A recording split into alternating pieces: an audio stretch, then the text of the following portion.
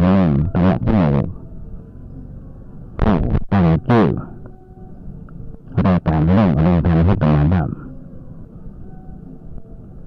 และขอกราบใบสาบาจันทุกท่านด้วยความเมตตากับความประมาทตัวใกล้กับผมมาโดยตลอดหลายปีที่ดัก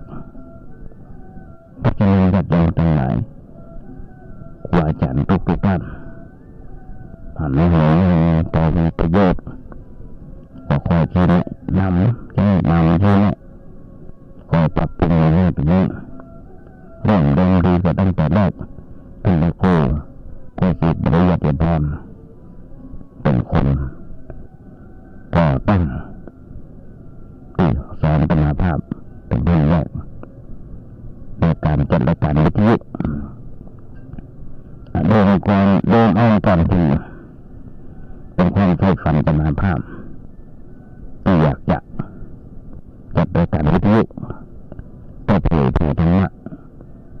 ของพระเจ้าให้ญาติโยมฟังเพราะอย่างนี้จะทั้งหลายที่มีความใฝ่ฝันจะได้สมหวังมาเนี่ยเกือบจะ20 ปีแล้ว17 ปีแล้ว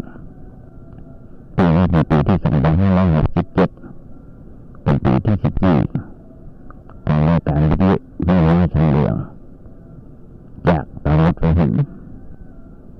ผู้เจริญอยากจะเป็นไรอาจารย์ที่ไปสอนได้สั่งไว้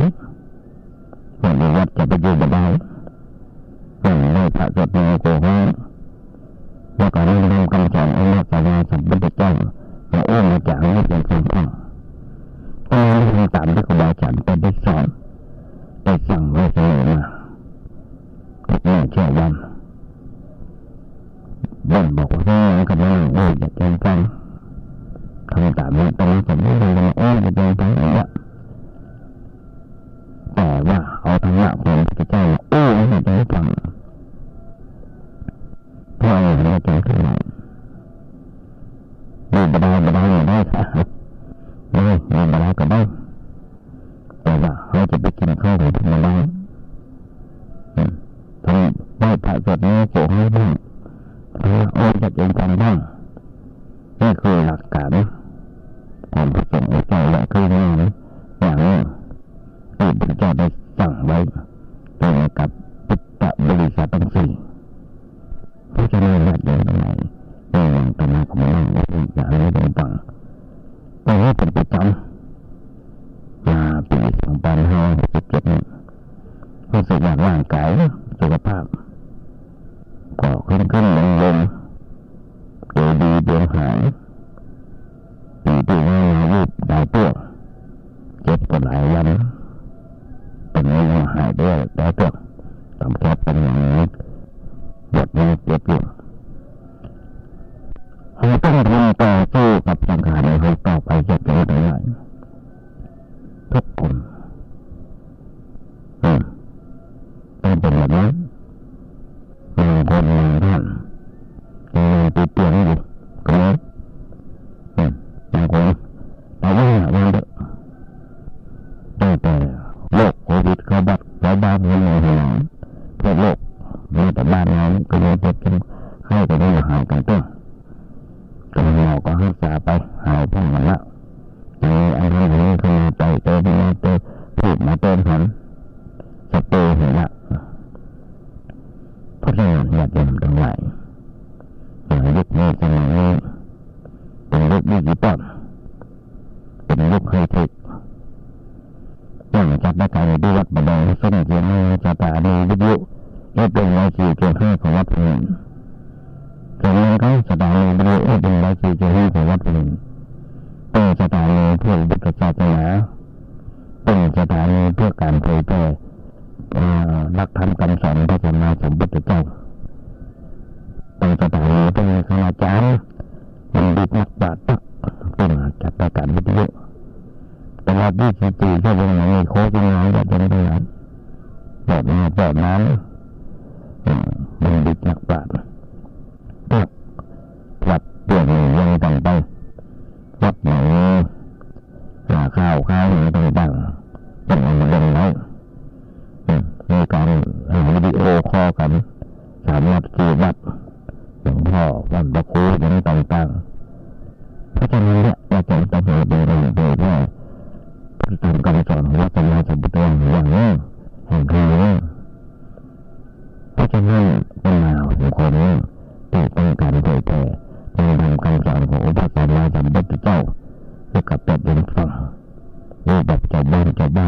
ธรรมดาจะเป็นตรงไหนสถานีแห่งนี้ก็ต้องคนโดยท่านพระครูปริยัติยานุศาสตร์ไม่ได้เจ้าวัดวัดสิงห์ว่าเขาเห็นห้องกันว่าอาจารย์ดร.สวัยเกี่ยวกับโนเป็นไปปฏิบัติศาสนาพิษต่างประเทศเพราะฉะนั้นพระคุณเป็นพระคุณอย่างนี้ที่จะมาในโอกาสเป็นรัฐบาลเวลาว่างเงินเป็นต่อวันเฉพาะวันพุธเวลาก็เลยทำตามไม่ขอความเมตตาจากท่านพระครูสมเด็จพระวัดท่านก็ถวายมาให้ในที่สุดเป็นกุศลมากที่สุดคือท่านพระครูโควิดปริยัติยาพรเป็นไปสั่งไปสอนแล้วการจัดรายการเป็นอย่างไรทางเป็นอย่างไรเป็นไปสอนทำไมไว้เราต้องเนี่ยเชื่อว่านี้ยังติดตามนาภาพในติดบุญกับในที่ตามเป็นอยู่เพราะว่าเป็นติดตามในรายการอยู่ให้ดีที่ให้เราเป็นให้ถือจ่าโทรศัพท์มาจ่าอย่างที่บอกยุคนี้เป็นยุคนี้ที่ต้องสร้างประมาณสถานีวิทยุเป็นต่อเดียวขั้นมาชีในวันลงตนาแล้วทุกที่มันทุกวันสั่งไปให้รับเองฟังโดยเฉพาะในกลุ่มไลน์มีประมาณ200 กว่าสั่งไปไว้ในเซ็นเตอร์มี300 กว่าส่งไปไว้เฟซบุ๊กมีสั่งเดียวส่งไปไว้แล้วก็มียูทูบทางก็ไปว่ามีสั่งเดียวก็ฟังเลยแต่ที่ส่งไปนี่อยากยังตัวเป็นมีลูกศิษย์ลูกหา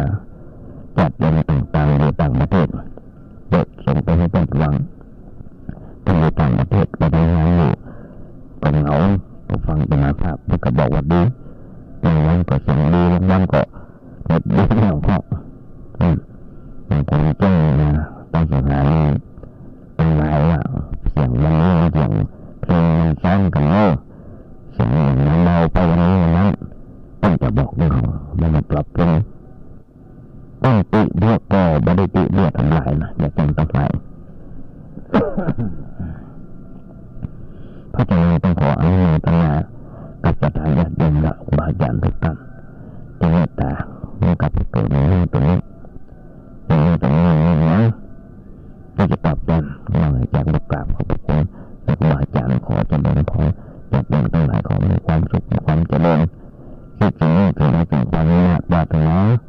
ขอให้ญาติโยมทุกท่านอย่าเจ็บอย่าไข้กันให้ตั้งรายการนี้อย่างตั้งหลายอย่าจะสายรายการเพื่อตั้งรายการทุกครั้งถ้าผ่านมาหลายปีดีดักต้องจะแก้บทก่อนบทนี้ที่บอกว่าถ้าโลกนี้มีการประจำที่ทำดีจะไม่ดีนี่ที่ไหนมีสุขบ้างทุกบ้างจนแต่เราเป็นวิสัยของเราปุถุชนเพราะว่าใจความนี้แบบนี้ตรงนี้จะให้ปีดีดักจะเป็นตรงไหนปีนี้หายไปที่จะต้องไปใจต่อไปเพราะว่าเหตุการณ์ต่างๆมันเข้ามันหลังกับบทกลอนที่จะมาว่าโลกนี้ทำฆ่าคนน้ำของเราทำละในการทุกตัวคนเราตั้งแต่สังคมในครอบครัวสังคมในหมู่บ้านในตำบลในจังหวัดต่างๆเขาเกิดประโยชน์แล้วเขาเห็นทุกเมื่อเช้าวันก็จะหันมาอย่างรัฐบาลประกาศให้จับติดได้อย่างต่างติดIPTVได้ติดIPTVได้เมื่อวันที่ผ่านมาปี3 กว่า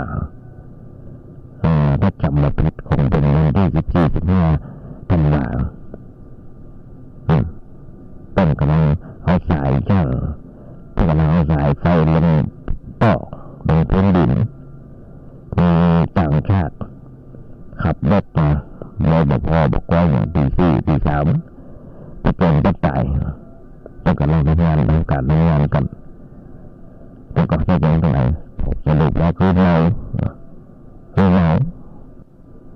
แค่วันแรกเราจะถวายที่ต้นปิดที่ต้นเปิดตี 4ให้มาที่อยากจะตั้งหลายวันไม่แล้วกี่วันปีใหม่จุฬาปี กันนักหนาตาต้านหันก็ว่าเจ็บไข้ได้ป่วยกันเจ็บมีตายกันนักหนาตาต้านเอาห่างกันทุกเนี่ยใจวันเพราะอย่างนี้เป็นตรงไหนเพราะคนที่ไม่มีสิ่งไม่มีธรรมนั่นอย่าเป็นตรงไหนไม่มีสิ่งไม่มีธรรมนั่นแหละมันเกิดเหตุการณ์แบบนี้ขึ้นมาคนไทยไม่เพียงแค่ถ้าถือศีลนะไม่ศีลนะผู้เดียวก็ปล่อยนั่นคือมันเห็นตัวมันก็ลดปัญหาทุกอย่างทุกประการที่มีปัญหากันเยอะนะมันก็เกิดจากความเห็นแก่ตัวของคนไม่เห็นแก่ตัวมันก็ไม่มีปัญหาไม่มีปัญหาขึ้นทุกปีเพราะความเห็นแก่ตัวมันขึ้นสังคมก็มีปัญหาสังคมก็ยุ่งได้ยุ่งจะเป็นสุขไม่เห็นแก่ตัวเอาเปรียบคนอื่นทำให้อยู่จะเป็นสุขอยู่ในสังคมก็จะเป็นสุขเพราะต่างคนต่างจะหาความสุขของคนเองเป็นของตัวย่างแก่งย่างชิ้นนี้ชิ้นนี้กันมันก็ย่างความสุขกันเอาเปรียบกันว่าคนอื่นจะเป็นอย่างไรก็ไม่สนใจอะไรเดือดร้อนอย่างไรก็ไม่ได้สนใจอะไรเพราะว่าให้แก้ตัวเราไม่ได้สนใจพวกมันจะเป็นอย่างไรก็จ้างอย่างนั้นจะเดือดร้อนทั้งนั้นก็จ้างอย่างนั้นให้ดีไผ่ได้เวลาหนึ่งแบบนี้ไผ่ยาวสาวไว้สาวเอาเกิดจากความเห็นแก่ตัวทั้งนั้นมีปัญหาในสังคมคนการทำแก้ตัวมันมีปัญหาทุกอย่างอย่างนี้ก็ก่อนนะสามีเห็นแก่ตัวมันก็อยู่ด้วยกันไปมันก็จะเบากันมันก็ดียากันภรรยาเห็นแก่ตัวมันก็อยู่ด้วยกันไปก็เลยก็จะเบากันหาเรื่องกันให้กันทั้งหมดเจ้าวันมันก็จะหาคนใหม่ที่ดีกว่าคนเก่าเพราะมันหันแก่ตัวคนหันแก่ตัวคนเดียวคันนี้มีปัญหาหนักหนาปาบ้านแต่ว่าหันแก่สามีหันแก่ลูกของตัวมันก็เกิดความเรื่องราวในครอบครัวเพราะความหันแก่ตัวคนเดียวมันสามารถทำให้คนอื่นเดือดร้อนไปเป็นครอบครัวหันแก่ตัวญาติพี่น้องบีน้องวงวายจากคณะญาติหันแก่ตัวเพื่อนเด็กน้อยหันแก่ตัวคนในสังคมต่างคนต่างหันแก่ตัวมันก็ยุ่งไปทั้งหมดเพราะฉะนั้นเราจะต้องช่วยกันสอนเรื่องความหันแก่ตัวอย่าได้หันแก่ตัวลดละความหันแก่ตัวออกจากจิตใจไม่ได้ต้องไปอยู่ในสังคมอย่างผาสุกมีการเบียดเบียนกันการทำร้ายกันเอารัดเอาเปรียบกันเพราะหันแก่คนอื่นโดยทำร้ายคนอื่นมาได้เอารัดเอาเปรียบคนอื่นมาได้เพราะว่าหันแก่เพื่อนมนุษย์หันแก่คนอื่นก็ได้ความสุขใจอย่างนี้ที่หันไปแล้วกันต้องเอาให้อย่างไปแบ่งปันเพื่อไปอยู่รอบนอกครอบชายแดนตีตุกตีเนี่ยอะไรนี่งานต้องห่างกันช่างท้ายปีเก่าต้องรับปีนี้สวสฉบับนี้ก็หันฉบับนี้ไปส่งให้เด็กฟังจะดูเจ้าสคสที่เป็นทางละจะเป็นตรงไหนทุกชีวิตไม่เป็นอย่างนั้นไม่เป็นอย่างนั้นมันกันเอากับต้นกับเหมือนกันเอาต้นกับเอากับเหมือนกันทุกคนมีสภาพเป็นอยู่แบบเดียวกันไม่เคยไหลไปเปลี่ยนแปลงไปแบบนี้แบบแจ้งแท้แน่นอน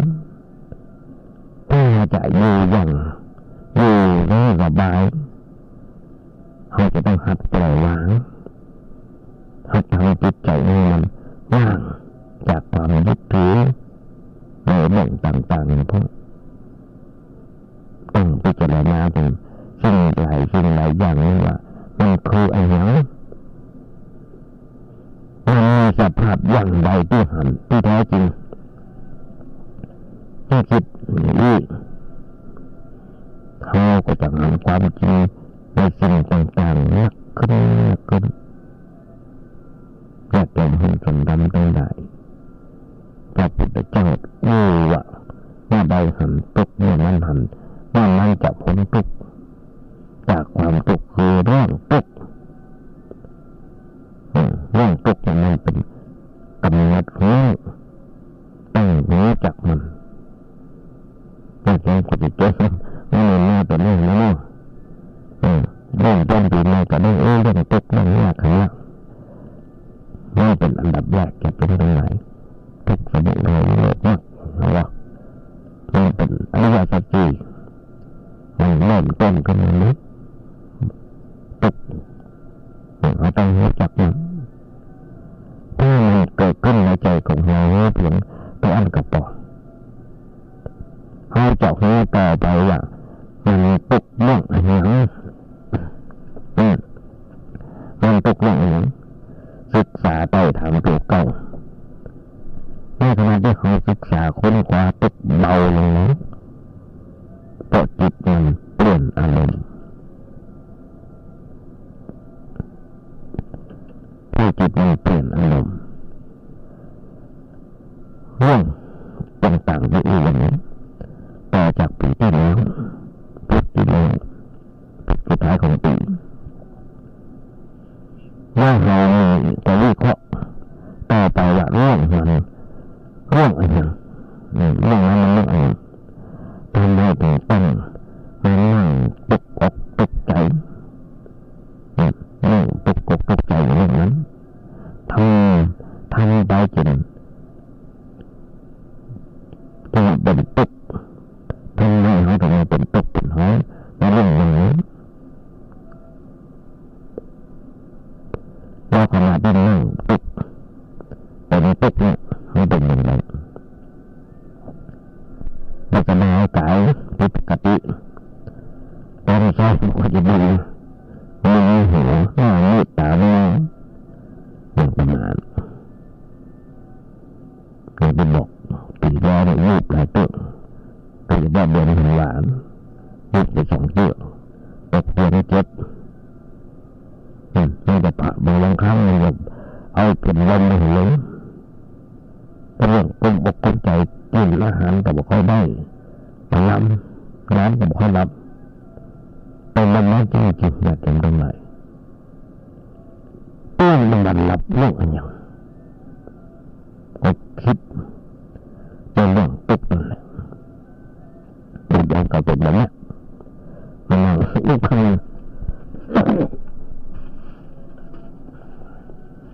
มาลองจ่ากันหลายคนก็มาได้คิดด้วยปัญญาคิดด้วยอวิชชาคิดด้วยอวิชชาการคิดด้วยอวิชชาก็คือคิดแต่เรื่องทุกข์เอาเรื่องทุกข์มาคิดด้วยอวิชชาแต่ถ้าเขาคิดด้วยปัญญาเขาเอามาคิดสะสางปัญหาว่าเรื่องนั้นมันคือเรื่องอะไรทำให้เขาเป็นทุกข์เพราะอะไรคิดไปคิดมาเขาเข้าใจยิ่งขึ้นผลที่สุดปล่อยวางนี้ก็คือปลดลงไปบอกว่าเรื่องเล็กเรื่องง่ายเรื่องใหญ่เป็นเรื่องเล็กคิดผลเล็กคิดจริงแล้วก็เรื่องจะรักสำคัญอะไรอย่างแล้วเขาก็ปล่อยวางเรื่องนั้นอันนั้นมันต้นไปเปาะหนึ่งไปข้างหนึ่งอาจจะเกิดเรื่องอะไรขึ้นในวิถีชีวิตของเราเห็นต่อไปเขาก็พิจารณาสะสางมันไปในรูปอย่างนั้น ณาไปผลที่สุดก็ค่อยเป็นไปเป็นอย่างเป็นเรื่องทุกครั้งที่เขากำหนดทุกคิดแก้ปัญหาปัญญาเกิดขึ้นเมื่อคิดแก้ปัญหาปัญญาเกิดขึ้นคิดแก้ปัญหาปัญญาไม่เกิดขึ้นปัญญาก็เพิ่มขึ้นเรื่อยๆคล้ายกับแสงสว่างเพิ่มขึ้นพ่อให้มันยังชัดเจนขึ้นถ้าแสงสว่างมันไม่พอบอกหันชัดเพิ่มแสงสว่างขึ้นให้หันชัดเจนมากขึ้นเช่นใดในเรื่องเกี่ยวกับปัญหาหรือว่าเกี่ยวกับปัญหาในชีวิตของคนเราก็เหมือนกันถ้าเราเพ่งมันนักเข้าพอนักเข้ามันก็จะหันว่ามันคือให้อย่างนักขึ้นจิตใจของเราก็จะให้แจ้งในเรื่องนั้นต่อไปในเรื่องประเภทนั้นเกิดขึ้นเขาก็มีแบบนี้ในเรื่องอย่างนี้ที่เขาเคยผ่านมาเขาก็เข้าหัวได้ก็เขาเคย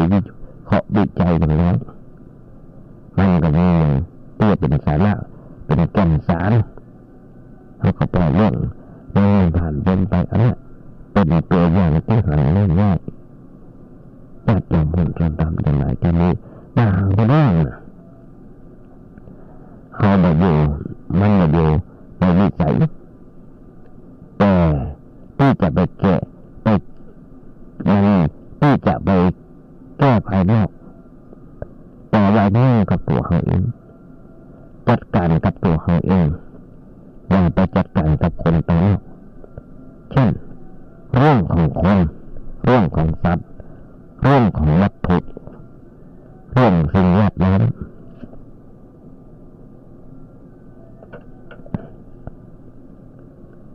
เราไม่สามารถจะจัดมันได้เราสามารถจะจัดการมันได้ครับคุณมีอำนาจถ้าเรามีอำนาจที่จะไปจัดสิ่งนั้นแต่เราจัดตัวเราได้การจัดเรื่องของตัวเองไม่ใช่เรื่องยากไม่ใช่เรื่องยากจัดเรื่องของคนอื่นนี่จ้ะยากเรื่องของการไม่ยากแต่ว่าต้องจัดด้วยความตั้งใจด้วยความอดทนด้วยความเพียรมันด้วยปัญญาด้วยสติให้มันพร้อมสมบูรณ์ขึ้นมันพร้อมสมบูรณ์ขึ้นแล้วก็คือการแก้ไขปัญหาเรื่องความทุกข์ในชีวิตเป็นประจำวันซึ่งเป็นเรื่องสำคัญน่าจะไม่ต้องหลายเลยพระเจ้าบอกว่าทุกข์เป็นเรื่องที่ต้องกำหนดรู้เราต้องกำหนดรู้ไว้ว่าทุกข์อะไรแล้วก็แยกวิเคราะห์วิจัยในเรื่องนี้เพื่อให้ชัดตามสภาพที่เป็นจริงก็จะได้แก้ปัญหาต่างๆให้เบาบางลงไปแต่ถ้าหากว่าเรายังทำเองไม่ได้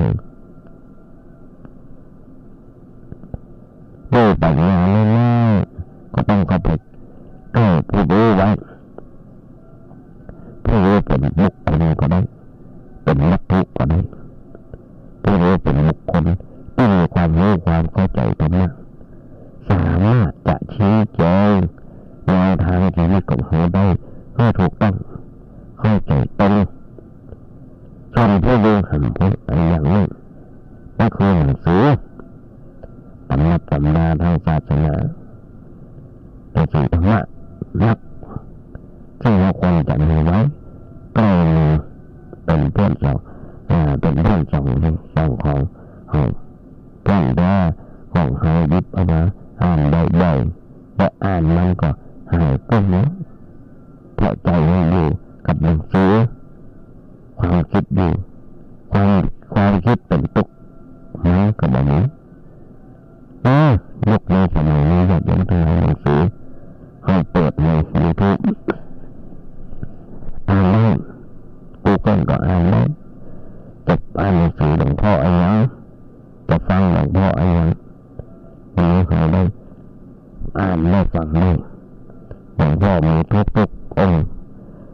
รูปที่เป็นได้แสดงธรรมไว้มีทุกรูปแม้กระทั่งคนที่จากเขาไปแล้วพระสงฆ์องค์เจ้าที่เป็นหน้าภาพไปแล้วยังมีธรรมะเสียงธรรมะเป็นอยู่แม้กระทั่งในเจนหาบุคคลยังมีอยู่อย่างทุกเมื่อเจ้าวันเนี่ยเป็นภาพได้ใจหนังสือของหลวงพ่อพุทธทาสหลวงพ่อปัญญาอันนี้ก็จากไปแล้วหลายปีแล้วแล้วก็ใจของเป็นมาตลอดชีวิตของมาแล้วก็ต้องอ่านก็ดูชีวิตของเป็นก็ยังไม่อยู่แต่เขาเรียกว่าเราบอกเราจำไม่ได้ละเพราะเครื่องชีวิตนี่ไม่ได้ใจนักเจนตั้งหลายทุกเมื่อเช้าวันนี้เพราะฉะนั้นจะฟังของไผ่ไม่หลงหันก็กว่ากันติดตามกันไปที่นี่ขณะที่อ่านนั้นเรารู้จักตามรู้จักวิธีการเราก็เอาทางวิธีการนั้นเราใจต่อไปจิตใจก็สบายขึ้นการมาวัดในวันว่างงานว่างการเราก็เป็นการแสวงหาเครื่องมือเอาไปใช้มาเอาไปใช้บำบัดทุกในชีวิตประจำวันของเราเองเพราะจะนั้นวันจะได้มาถ้าเรามีต้นโพมิตรจะหายแนะนำให้มาเราก็แนะนำบอกว่าเป็นตุกต้นอกต้นใจกับคนที่ไปฟังธรรมที่นี่ก็ใกล้บ้านเราก็ได้เอาง่ายๆเป็นกัลยาณมิตรของเราเป็นเพื่อนดีๆชี้ทางสวรรค์ให้เขาได้เข้าเส้นทางถูกต้องแล้วบ่เจ้าว่าเขากุ้งอกกุ้งใจต้นพันธุ์ต้นผูกุ้งอกกุ้งใจตัวเขากุ้งอกกุ้งใจตายกันเข้าปรับเกิดบางไปถึงเราส่งเสียหากันปัญหามันโตมาหันนักตาไปบ้านตกมันโตมาหันนักตาไปบ้านจะหันไม่ยังกล่าวขายอยู่ทุกเมื่อเช้าวันเราจนตั้งหลายแต่อัน13 14ปีมันทำแปลงฆ่ากันตายทุกเมื่อเช้าวันหันก็จะได้ทั้งหลายตั้งพอข่าวปุ๊บจะเป็นยังไงแน่เป็นยังไงมากกว่าถ้าหากว่ามีคนแนะนำให้เรื่องราวถูกต้องแล้วอย่างประมาณนี้แนะนำเขาใจว่าถูกต้องแล้วตามที่พระเจ้าพูดว่าก็เดินตามทางเช่นนั้นต่อไปแต่เมื่อถ้าแนบเลื่อนบางคนแนะนำว่ากุ้งใจกุ้งใจก็ไปหาหลวงพ่อวัดนั้นวัดนี้สะเดาะเคราะห์ลดน้ำมันอะไรนี่ทำพิธีเกิดใหม่ก็ยังได้พิธีเกิดใหม่มันมีสักน้อยตัวมันก็ยังเป็นคนเดินอยู่ยังโง่กันอยู่มันเดินมันไม่มีอย่างดีขึ้นแล้วเกิดแบบนั้นนั้นทีนี้ทำพิธีเกิดใหม่ได้เหมือนกันไม่ใช่แบบนี้คือว่าสอนให้เปลี่ยนชีวิตจิตใจเพราะว่าเกิดนี้เมื่อก่อนไม่จำเป็นอะไรคนเมื่อก่อนเนี่ยเราเป็นคนเข้าใจบอกเรื่องเกี่ยวกับเรื่องชีวิตอยู่ด้วยความเขาทีนี้มาฟังมาศึกษาบ่อยๆก็เกิดความเข้าใจก็เห็นว่าได้ชีวิตใหม่คือชีวิตที่มีปัญญามีความเข้าใจตัวเองรู้จักสิ่งที่เกิดขึ้นรู้จักเหตุของแล้วก็เหตุของมันแล้วก็รู้จักจะแก้ไขในเรื่องอย่างไรได้ชีวิตใหม่ได้ชีวิตใหม่ภายในนั้นเราให้เข้ามาศึกษาธรรมะก็ต้องกับว่าให้เราเกิดมาตามทางของพระพุทธเจ้าเขาก็ได้ความรู้ความเข้าใจอยากเป็นติ้นวัดดีไปวัดแล้วก็มากันประมาณต้องบอกหลายครั้งว่าจะเป็นคนเดียว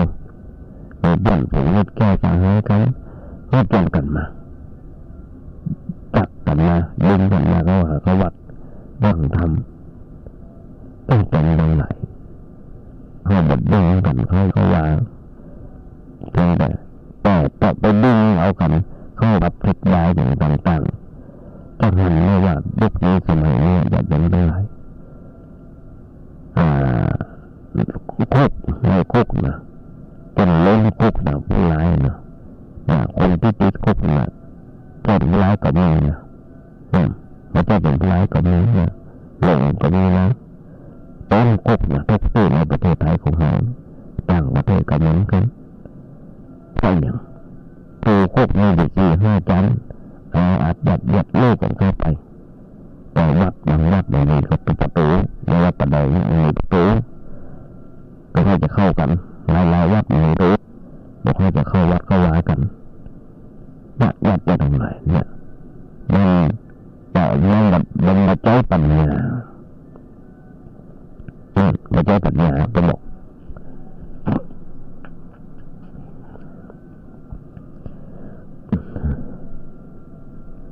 ถ้าเขาวัดเขาวาได้ฟังธรรมได้ศึกษาศาสนาการโต้เหลือยั่งคงในโลกจิตในรูปแบบจิตเป็นการโต้อย่างแท้จริงการโต้อย่างของจริงของใจ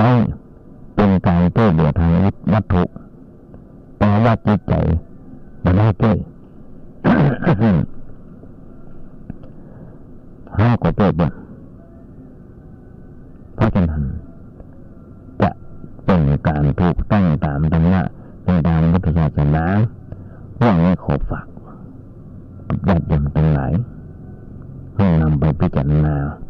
ในอย่างนี้ญาติโยมทั้งหลายวันนี้จะญาติโยมฟังฝากไว้กับสาธุชนทั้งหลายด้วยว่ามีเป็นหน้าที่ทำที่วันก็จะเป็นการเป็นวันมาฆบูชาเดือนหน้าเป็นวันมาฆบูชาวันมาฆบูชาก็เป็นเรื่องนี้ต้องเกี่ยวกันเป็นแหล่งพุทธศาสนาทั้งนี้ต้องรู้ว่าท่านเป็นเขาทำหน้าที่ยังประชาชนในปีนี้ต่อไปให้เป็นกิจวัตรของพระสงฆ์เป็นกิจของพระในเรื่องทางวินัยพระไปพูดตั้งอยู่ทำเป็นสุดานในเรื่องนี้จัดเดิมต่างหลายต้องเป็นหลอก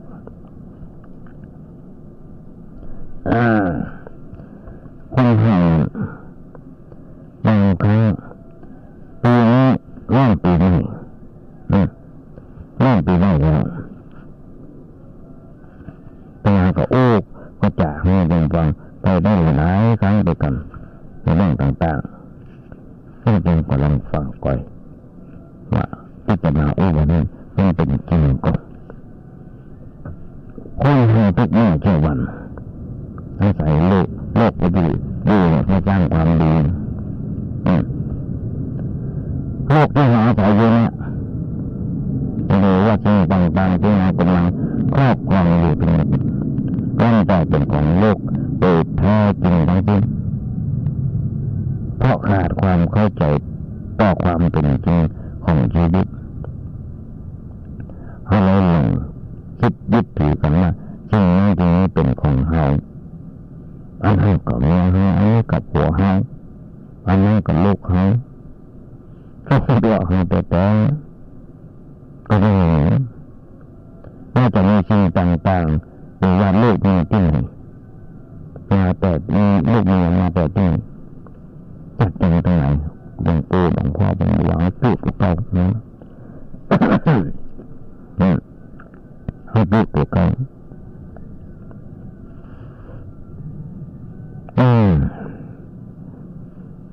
ว่าหาหัวหาโต๊ะตัวเก่าบอกตัวเก่าลงที่ตัวยึดเอาสิ่งต่างๆที่เป็นของโลกมาอบมากอดกันไหมเป็นของตัวห้ามต้องถูกลงโทษและให้ความทุกข์ความทรมานเป็นผลตอบแทนถ่ายโอ้กว่าไม่รักกันใดวันนั้นห้ามและให้ความทุกข์ความ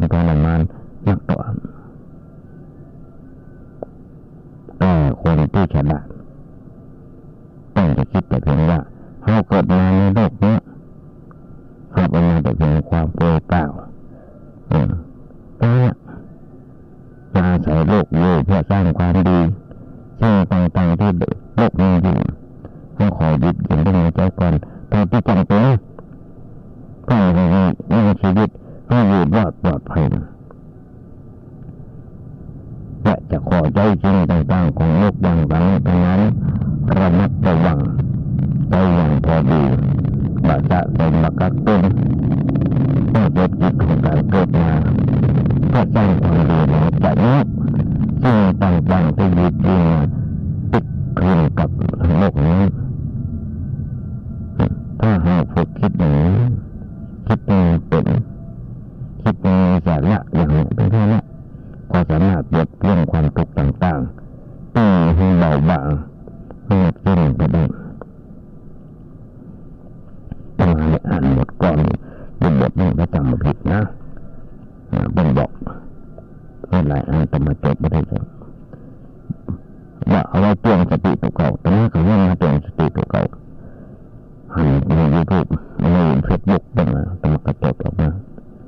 ต้องมาเตือนตัวเก่าทุกวันบอกว่าร่างกายนี้ดีที่แท้แค่บ้านเช่าเพียงชั่วคราวเข้าพำนักพักอาศัย3 วันพันเดือนต้องยืนคืนเข้าไปมีงานใครนี่อาจขอต่อสัญญาถึงหมอดีผีดังอย่าหวังพึ่งเวลาถึงต้องจำภาคจะเคหาทิ้งร่างกายไว้ให้กับโลกาสิ่งนำพาติดตัวทั่วกับดี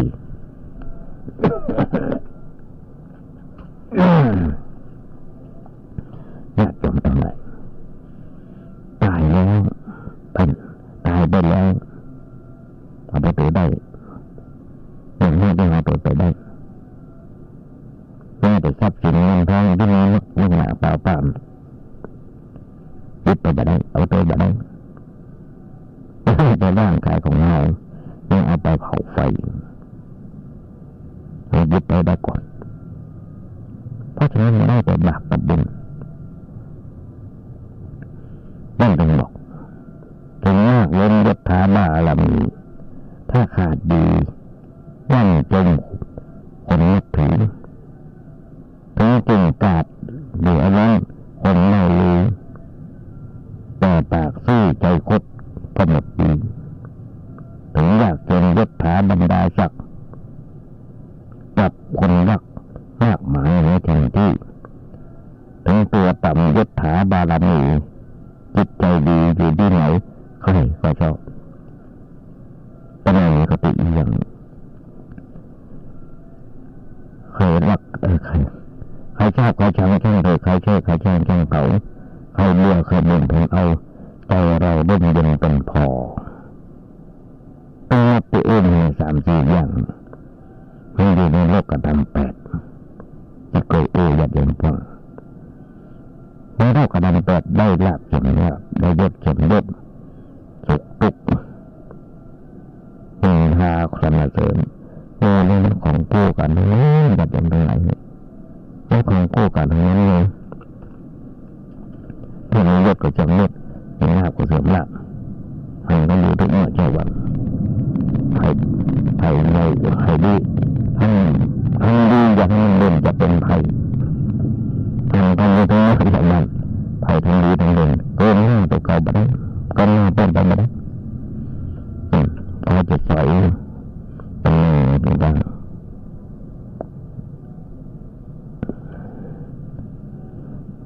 เพราะจากนั้นให้จะต้อง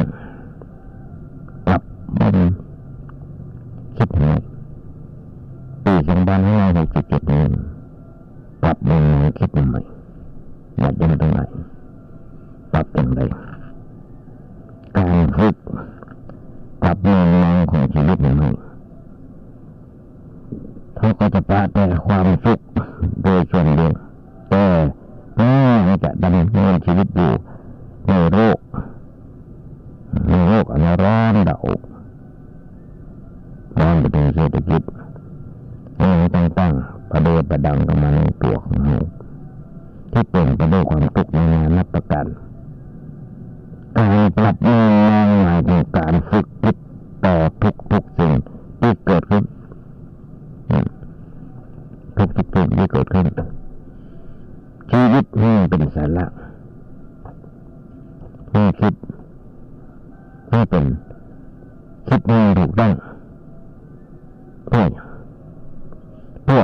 ประโยชน์ให้กับชีวิตได้เข้าสู่แก่นแท้ของชีวิตได้ชีวิตอย่างได้มีความสุขธรรมดาญาติโยมผู้คนทำทั้งหลายมุมมองของชีวิตของคนทั่วไปจะมีมุมมองของที่ชอบคิดไปในลักษณะของการได้หรือว่าสูญเสีย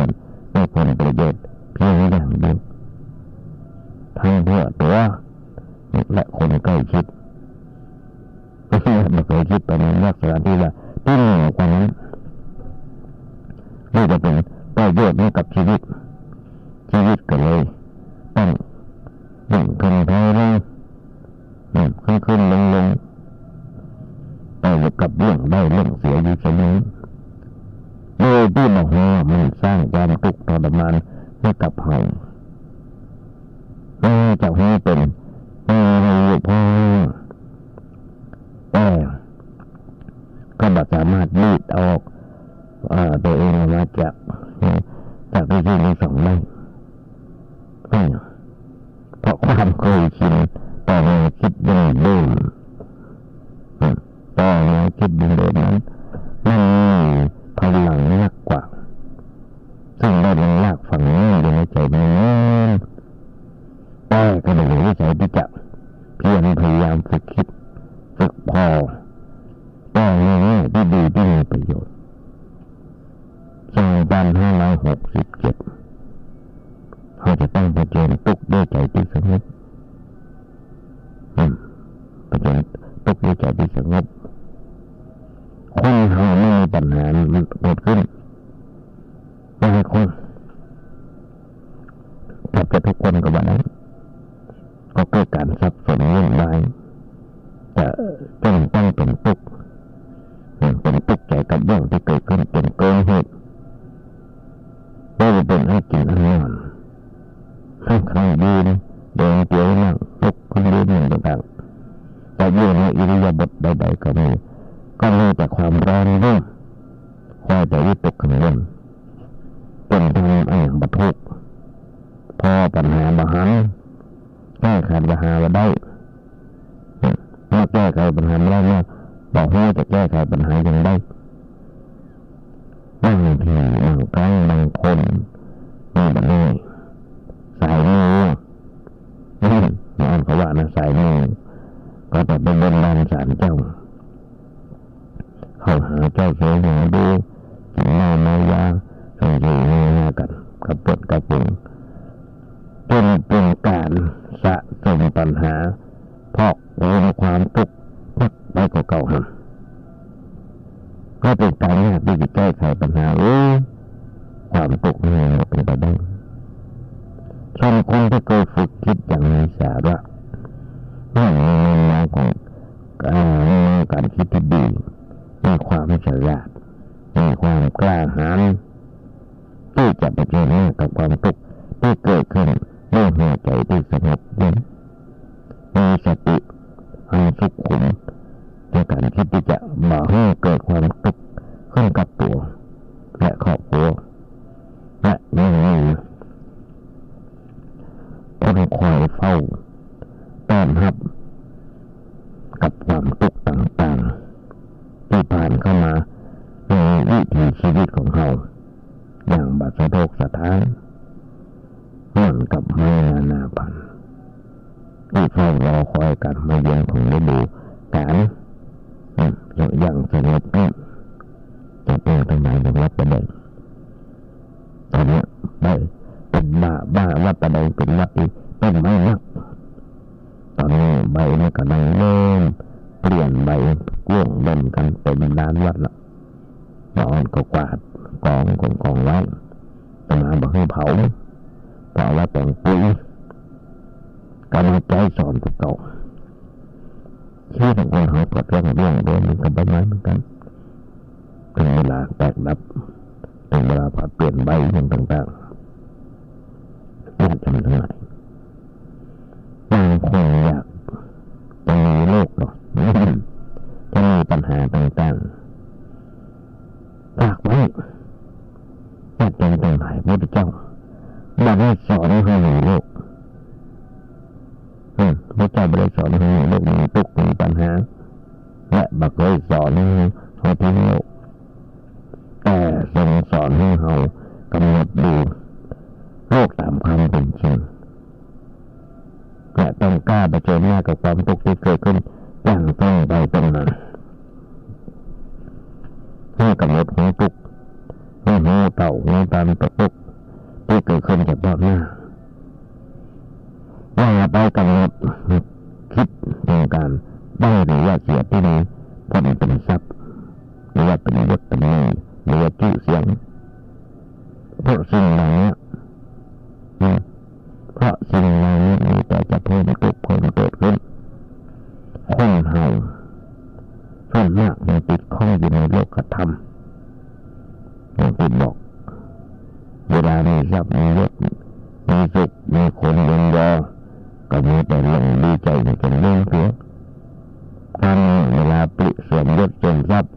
เสื่อมสุขเสื่อมคนเดี๋ยวพอก็ตกใจเสียใจคนหน้าดำความเกลียดหน้าหมิ่นหน้ามองแต่เรื่องได้กับเสียแต่นั้นจิตใจเลยตั้งเน็ดเลยไปกับการฟูแฟบเป็นเวลาที่หยุดพักอย่างสงบนิ่งและเราอาจจะสามารถดูให้จริงเป็นสองนี้ได้เลยถ้าบอกฝึกคิดถึงไหมยังตั้งหลายพอบากไม่บากว่าผมบอกระบากว่าปัญหาของความปัญหากับความทุกข์ไม่ควรละชนกันก็คิดไว้เสมอว่าปัญหาอันยิ่งใหญ่ในชีวิตของเราคือความทุกข์คือความทุกข์ความกดกุ้งอยู่ในใจซ่อนปัญหาธุรกิจการงานครอบครัวยศตำแหน่งการให้หรือว่าสิ่งอื่นๆมันเป็นปัญหาภายนอกตัวเราถือว่าเป็นเรื่องของ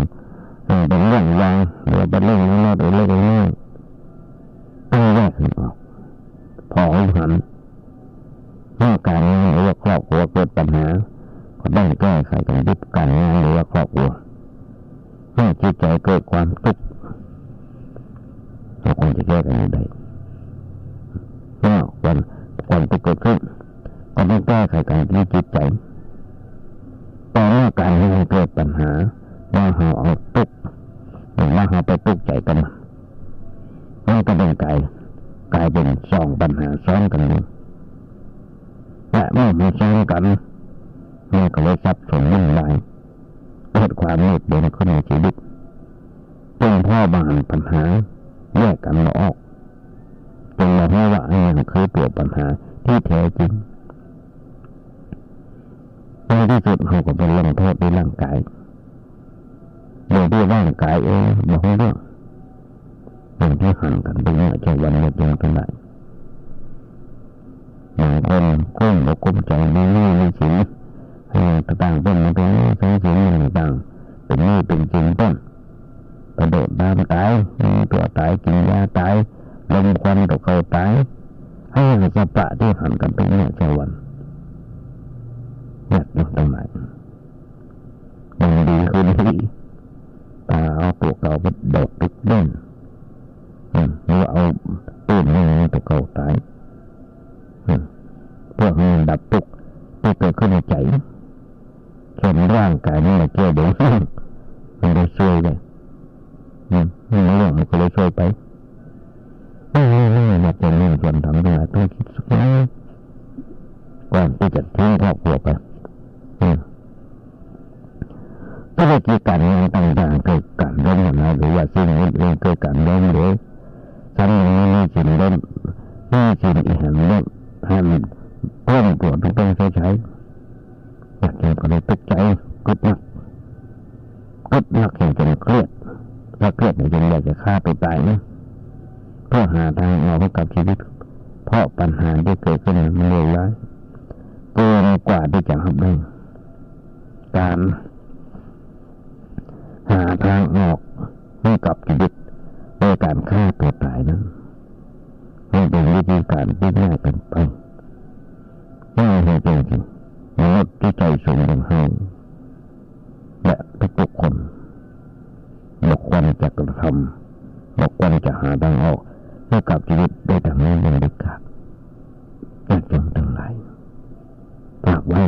ญาติโยมเลยไม่เดือดร้อนเวลาอาจารย์ยกแฮมแล้วทางเรียนได้ต้องนำรายการนี้จากไปละก่อนนี้รายการนี้จากไปญาติโยมทั้งหลายขอเอาเงินเงินกุศลอันนี้เป็นผลสักเรื่องซึ่งจังหวัดบันดาลของเราโดยที่ท่านโคโกจิปริยัติยาพรเจ้าวัดบันดาลเจ้าคณะตำบลชุดโตเป็นหนึ่งพร้อมคณะกรรมการจะมีการก่อร่างให้แบ่งซ่อมแซมศาสนาเจ้าหน้าตอนนี้จะมีการก่อร่างให้เป็นศาลาอนุสรณ์พระเจ้าติโลกนาถพิพิธภัณฑ์ศาลาอนุสรณ์พิพิธภัณฑ์ของพระเจ้าติโลกนาถที่วัดเป็นเองเมื่อกี่วันที่ผ่านมาปีที่แล้วทางคณะวิศวกรรมได้มาทำแบบทำแปลนจะได้มาทอดกฐินจะนำวัตถุจะเป็นปัจจัยในส่วนนั้นไปก่อร่างให้แบ่งก่อร่างให้แบ่งตอนนี้กำลังรอแบบแปลนอยู่เสนอไปตามขั้นตอนต่างๆฝากบอกเป็นให้เป็นทั้งหลายตัวแต่ก็ว่าเป็นเรื่องสำคัญด้วยกันอิฐก็ดีหินก็ดีไม้ก็ดีสีก็เอาโทรศัพท์ไปถามนั่นหลวงปู่เจ้าบ้านด้วยโดยโทรศัพท์ไปอยู่ว่าข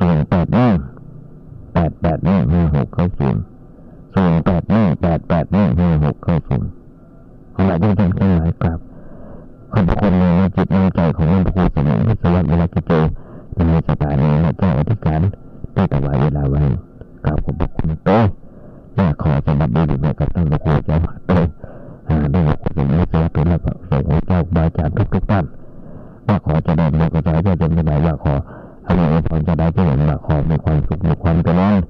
คิดสิ่งนี้ถึงเราถึงความไม่มากปรารถนาขอสบายใจเย็นสบายอย่าเจ็บอย่าไข้กันเลยขอให้ความสุขความเจริญนี้อาจจะเป็นครบวัน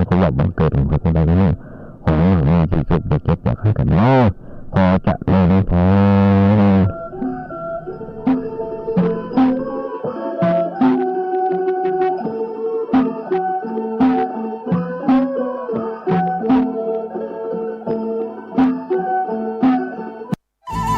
ที่จบไปแล้วนั้นเป็นรายการเสียงธรรมจากสามเณรดำเนินรายการโดยสามเณรสมพงษ์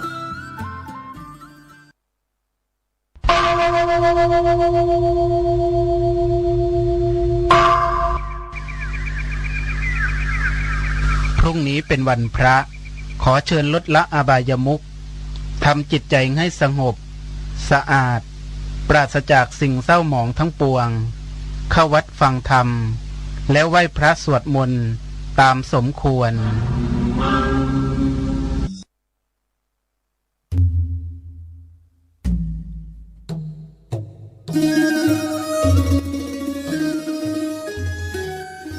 ข่าวสารเพื่อการประชาสัมพันธ์พิธีออกเมนพระราชทานเพลิงศพพระครูอุปถัมภ์ศาสนคุณกำหนดการพิธีกำหนดงานพระราชทานเพลิงศพจัดงานระหว่างวันที่15ถึง21มกราคมพุทธศักราช2567ด้วยพระครูอุปถัมภ์ศาสนคุณพดุงนันทกะมหาเถระอดีตเจ้าวาดวัดป่าแพ่งได้ละสังขารมรณภาพไปวันที่18กุมภาพันธ์พุทธศักราช2566คณะศิษยานุศิษย์ได้จัดพิธีบำเพ็ญกุศลแสดงความกตัญญูกตเวทีถวายเป็นอาจารยบูชาน้อมรำลึกในวาระสุดท้ายและจัดพิธีบำเพ็ญกุศลออกเมนพระราชทานเพลิงศพท่านที่จะร่วมทำบุญงานพระราชทานเพลิงศพหลวงปู่พระครูอุปถัมภ์ศาสนคุณท่านสามารถร่วมทำบุญออนไลน์ได้ที่เลขที่บัญชีโอนเงินร่วมบุญธนาคารกรุงไทยสาขาท่าแพชื่อบัญชีวัดป่าแพ่งเลขที่บัญชี501020958ธนาคารกสิกรไทยสาขาโลตัสคำเที่ยงชื่อบัญชีวัดป่าแพ่งเลขที่บัญชี0798916661ติดต่อโดยตรงที่พระมหาประเสริฐพัทธจาโร0846161734ดร.กรภพศรีสัน0987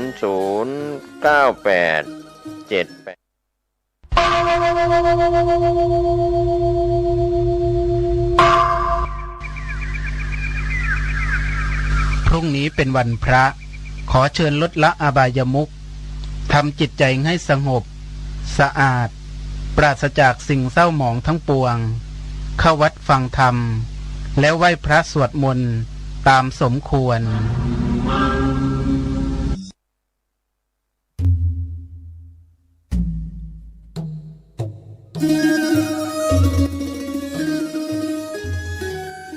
ข่าวสารเพื่อการประชาสัมพันธ์พิธีออกเมนพระราชทานเพลิงศพพระครูอุปถัมภ์ศาสนคุณกำหนดการพิธีกำหนดงานพระราชทานเพลิงศพจัดงานระหว่างวันที่15ถึง21มกราคมพุทธศักราช2567ด้วยพระครูอุปถัมภ์ศาสนคุณพดุงนันทกะมหาเถระอดีตเจ้าวาดวัดป่าแพ่งได้ละสังขารมรณภาพไปวันที่18กุมภาพันธ์พุทธศักราช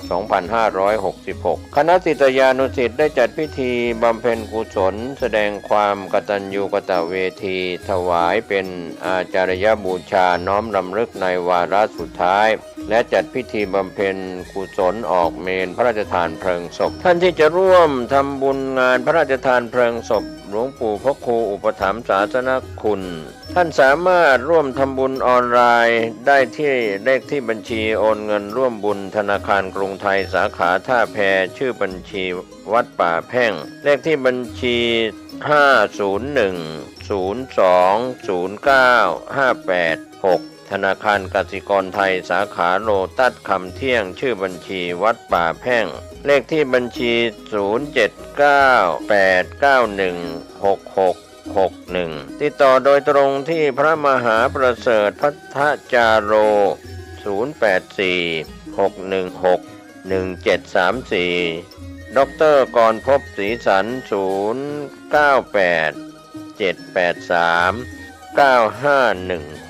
กำหนดการวันอาทิตย์ที่21มกราคมพุทธศักราช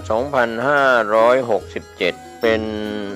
วันพิธีพระราชทานเพลิงศพช่วงเช้าวันอาทิตย์ที่21มกราคม 8 นาฬิกาพระภิกษุสามเณรคณะศรัทธาสาธุชนพร้อมกันณโรงเรียนเทศบาลวัดป่าแพ่ง 9 นาฬิกา30 นาทีพระสงฆ์20 รูปสวดอาทิตตปริยายสูตรมัคคณายกโอกาสเวรตาลและสุมาครัวตาลถวายทายธรรมรับพรแผ่เมตตาวันทานน้อย 11 นาฬิกาถวายภัตตาหารเพลณหอประชุมอาคารคุณธรรม 47 โรงเรียนเทศบาลวัดป่าแพ่ง 13 นาฬิกาจุดธูปเทียนบูชาพระรัตนตรัยนำกล่าวคำบูชาพระรัตนตรัยพระสงฆ์ 90 รูปสวดมาติกาบังสุกุลพิธีทอดผ้าบังสุกุลจำนวน100ไตรพิธีพระราชทานเพลิงศพเวลา 14:45 นาทีข้าราชการแต่งกายชุดปกติขาวและญาติพี่น้องพระครูอุปถัมภ์ศาสนคุณตั้งแถวรับกล่องเพลิงพระราชทานเจ้าหน้าที่ตั้งแต่งกล่องเพลิงพระราชทานในที่อันเหมาะสมพันเอกพิเศษสุนทรมานวะอ่านหมายรับสั่งอ่านสำนึกในพระมหากรุณาธิคุณนางวิธิมา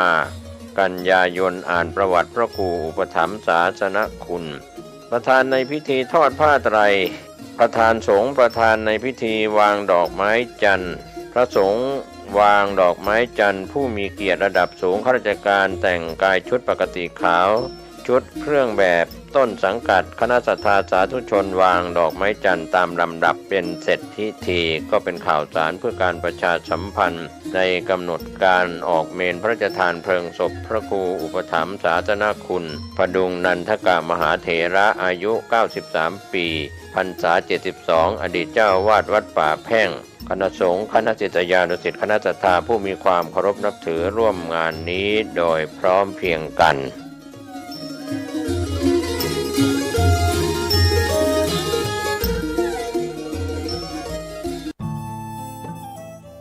ท่านกำลังติดตามรับฟังสถานีวิทยุกระจายเสียงพระพุทธศาสนาแห่งชาติและสังคมคลื่นเพื่อการศึกษาพระพุทธศาสนาและวัฒนธรรมระบบ FM 104.5 เมกะเฮิรตซ์รายการต่อไปเป็นรายการคดีโลกคดีธรรมศาสนาสำหรับชาติเราศาสนาในสมัยนี้เป็นของที่แยกจากชาติไม่ได้เป็นความจำเป็นที่เราทั้งหลายผู้เป็นไทยจะต้องมั่นคงอยู่ในศาสนาพระพุทธ ซึ่งเป็นศาสนาสำหรับชาติเราพระพุทธศาสนาก็ดีหรือศาสนาใดก็ดีที่ตั้งมั่นอยู่ได้ก็ด้วยความมั่นคงของผู้เลื่อมใสตั้งใจที่จะรักษาและข้าพเจ้าพูดทั้งนี้ก็เพื่อชักชวนท่านทั้งหลายอย่างเป็นเพื่อนไทยและเพื่อนพุทธศาสนิกชนด้วยกันทั้งนั้นเพื่อความมั่นคงแห่งพระพุทธศาสนาข้าพเจ้ารู้สึกว่าได้ทำหน้าที่สมควรแก่อุปถัมภ์พระพุทธศาสนาเราจะตั้งใจรักษาศาสนาของเราด้วยชีวิตและถ้าท่านตั้งใจจะช่วยข้าพเจ้าในกิจอันใหญ่นี้แล้วก็จะเป็นที่พอใจข้าพเจ้าเป็นอันมากเพราะฉะนั้นเป็นหน้าที่ของเราทั้งหลายที่จะช่วยกันบำรุงรักษาพระพุทธศาสนาอย่าให้เสื่อมสูญไปการที่จะบำรุงพระพุทธศาสนาเราต้องรู้สึกก่อนว่าหลักของพระพุทธศาสนาคืออะไรเราจะถือว่าเราเป็นไทยด้วยกันหมดเราจะต้องรักษาความเป็นไทยของเราให้ยั่งยืนเราจะต้องรักษาพระพุทธศาสนาให้ถาวรวัฒนาการอย่างที่เป็นมาแล้วหลายชั่วโคตรของเราทั้งหลายพระบรมราโชวาทของพระบาทสมเด็จพระมงกุฎเกล้าเจ้าอยู่หัวรัชกาลที่ 6พระบรมราโชวาทก็ดีพระราชนิพนธ์ก็ดีหรือพระบรมราชโองการของพระมหากษัตริย์ถือเป็นบทบัญญัติแห่งกฎหมายทั้งหมดทั้งสิ้นการบัญญัติให้พระพุทธศาสนาเป็นศาสนาประจำชาติไทยไว้ในรัฐธรรมนูญจึงเป็นสิ่งที่ถูกต้องทั้งกฎหมายและทางโบราณราชประเพณีการบัญญัติให้พระพุทธศาสนาเป็นศาสนาประจำชาติไทยไว้ในรัฐธรรมนูญย่อมเป็นหลักค้ำประกันให้กับประชาชนคนไทยว่าตนได้ปฏิบัติตามกฎหมายอย่างแท้จริงการบัญญัติให้พระพุทธศาสนาเป็นศาสนาประจำชาติไทยไว้ในรัฐธรรมนูญมิได้เป็นการลิดรอนสิทธิเสรีภาพของผู้ใดแต่เป็นการยืนยันความจริงตามกฎหมายและประวัติศาสตร์ชาติไทยการบัญญัติให้พระพุทธศาสนาเป็นศาสนาประจำชาติไทยไว้ในรัฐธรรมนูญจะทำให้พระพุทธศาสนาได้รับการอุปถัมภ์และคุ้มครองจากรัฐดุจเดียวกันกับที่องค์พระมหากษัตริย์ทรงกระทำมาการบัญญัติให้พระพุทธศาสนาเป็นศาสนาประจำชาติไทยไว้ในรัฐธรรมนูญจะป้องกันพระพุทธศาสนาไม่ให้ถูกลัทธินิกายนอกศาสนากระทำการใดๆได้ด้วยอุบายต่างๆนานาการบัญญัติให้พระพุทธศาสนาเป็นศาสนาประจำชาติไทยไว้ในรัฐธรรมนูญจะทำให้สังคมไทยมีแต่ความสุขร่มเย็นเป็นธรรมทั้งต่อคนศาสนาอื่นและคนสัญชาติอื่นได้อย่างแท้จริงแต่ถ้าไม่บัญญัติให้พระพุทธศาสนาเป็นศาสนาประจำชาติไทยไว้ในรัฐธรรมนูญในอนาคตประเทศไทยจะต้องตกอยู่ในสถานะเดียวกันกับพื้นที่3 จังหวัดชายแดนภาคใต้อย่างแน่นอนพระบรมราโชวาทพระบาทสมเด็จพระเจ้าอยู่หัวในมหาสมาคมณพระที่นั่งอมรินทร์วินิจฉัยในพระบรมมหาราชวังโดยที่พระพุทธศาสนาเป็นศาสนาประจำชาติของเราทั้งตามความศรัทธาเชื่อมั่นของข้าพเจ้าเองก็เห็นเป็นศาสนาที่ดีศาสนาหนึ่งเนื่องในบรรดาสัจธรรมคำสั่งสอนอันชอบด้วยเหตุผลจึงเคยคิดอยู่ว่าถ้าโอกาสอำนวยข้าพเจ้าควรจักได้บวชสักเวลาหนึ่งตามราชประเพณีซึ่งจะเป็นทางสนองพระเดชพระคุณพระราชบูรพการีตามคตินิยมด้วยและนับตั้งแต่ข้าพเจ้าได้ครองราชสืบสันตติวงศ์ต่อจากสมเด็จพระเชษฐาธิราชก็ล่วงมากว่า10 ปีแล้วเห็นว่าน่าจะถึงเวลาที่ควรจะทำตามความตั้งใจไว้นั้นแล้วประการหนึ่งอันหนึ่งการที่องค์สมเด็จพระสังฆราชหายประชวรมาได้ในคราวประชวรครั้งหลังนี้ก่อให้เกิดความปีติยินดีแก่ข้าพเจ้ายิ่งนักได้มา